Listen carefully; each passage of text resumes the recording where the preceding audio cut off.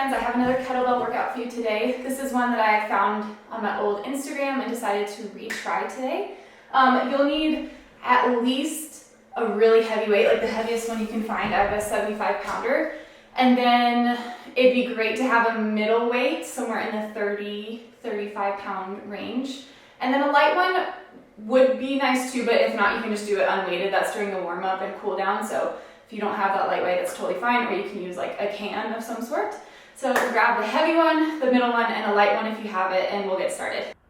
Okay, let's check out this warm up. So grab your lightest weight, or do it without a weight, or grab a tennis shoe, can of soup, any light object.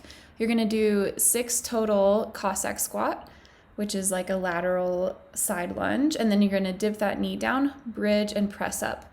Push back through that heel, shift your kettlebell to the other side, lunge down, dip your knee down, place your hand behind you, and bridge up and press. So this is just getting your whole body nice and warmed up, getting into some mobility in the hips as well. Some activation in the glutes right there. It's just a good one.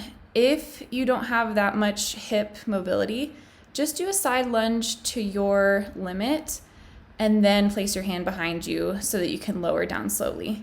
So it's slightly less controlled, but you'll still get wonderful benefits from it. So do 6 total of that exercise, and then go back to back into the next exercise before you do the second set. The next warm up is a Shin Box with a half Turkish get up. Keep that lightweight or do without a weight. You're gonna come into a deer sit or a 90-90 pose. Come onto that shin, swing your other leg around, and then press that same arm up as you release the opposite arm to the mat or to the ground, to the grass, wherever you are. Lower back down, Shin Box, switch your knees to the other side. Don't forget to shift the kettlebell over, and then look up at the ceiling as you press that bell up. Again, shoulder stability, hip mobility, core work, a little bit of everything to get started. And then we're gonna move into our first superset. You'll do 4 sets. I use a 30 pound here. You're gonna do a little half figure 8, press the bell overhead, and do an overhead squat. So overhead squats are really tough. So I recommend doing a really lightweight for this one. Go nice and slow. Your knees are gonna wanna cave in. You have to really fight against it to keep your knees tracking over your toes. Woo, it's a tough one. But lots of core work too, lots of overhead stability. Nice and slow. I'm gonna show it from the other way too. So you're just doing a half figure 8 there. So the bell is on one side, the horn's on the other, and then you switch it around. It's a little bit of an asymmetric move just because the weight is unevenly distributed, but not too crazy because you're not going heavy on this one. So you're gonna do 10 reps total, which will end up being just 5 with the bell facing each way. So you're gonna do 4 sets of that, supersetted with this. 5 reps of a really heavy row to 3 deadlifts. So I use a 75 pounder, go heavier if you have it. You're gonna do an overhand grip on that kettlebell horn to row it up, pull your elbows in towards your sides, and then you're gonna hinge at your hips, keep a little bend in your knees, and do 3 deadlifts. So really you're doing 5 rows total, and actually 15 deadlifts. If you do the math, 3 by 5 is 15. So 4 sets of the overhead squats, 4 sets of this, back to back, take plenty of rest, whatever you need.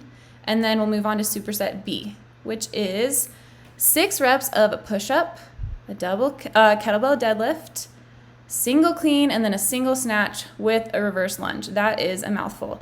I happened to find 2 25-pound kettlebells at Walmart last week, which was really lucky. You can also do this with just 1 kettlebell. You would just do either the push-up on the ground or just an uneven one.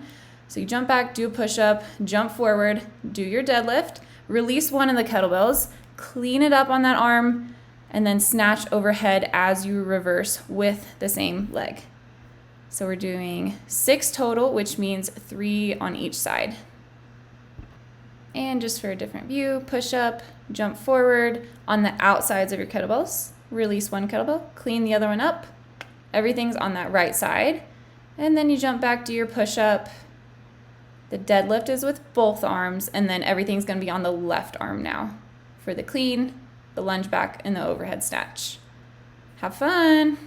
So the second superset, the part B of it, is a double jump lunge. Boom, boom. Plant your hands, do a sprawl, which is basically like an upward facing dog, but your toes are tucked under. It's kind of a little plyometric ballistic movement. Jump lunge, sprawl, jump back up, and then hop over those kettlebells. So make sure you have an obstacle that you're actually hopping over, because it'll make it a little bit harder and make you jump a little bit higher. And that's a burnout for real. Have fun with that one. Woohoo!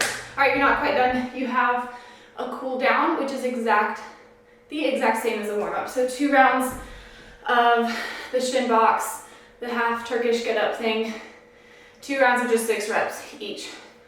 That's your cool down. Let your breath flow, get a little more mobility into your body. But I really love that workout. For some reason, that's one of my favorites.